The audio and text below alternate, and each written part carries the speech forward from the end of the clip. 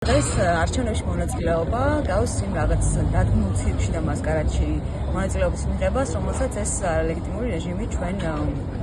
გვთავაზობს და ასე რომ მგონია რომ თუ ესეც რაღაცაში ღებულობ მონაწილეობას, რაღაც თავისი ატრიბუტებიც გჭირდება და გადავწყვიტე რომ დღეს დამერიგებინა კნუსული მოქალაქეებისთვის თუ ვინმეს მოუნდება შეუძლია ოპოზიციას არალეგიტიმური ქართული ოცნება ატარებს არჩევნებს საქართველოში. Მამის ერთწლიანი პროტესტის მიუხედავად და ფონზე, სადაც არც ერთი საქართველოს მოქალაქეების მიერ წარმოქმნილი მოთხოვნები ასე თქვათ არ შესრულდა, არ დაკმაყოფილდა,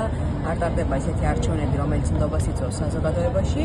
და ყავს ქვეყანაში უამრავი პოლიტიკმარი ადამიანები, რომლებიც იწვიან ქვეყნის დამოუკიდებლობისთვის და ევროპული მოვისთვის და მზია ამაღლობელი ციხეშია დღეს ადამიანი, რომელიც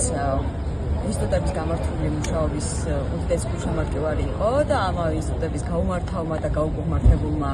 მუშაობამ ის დღეს ციხეში ჩასვა.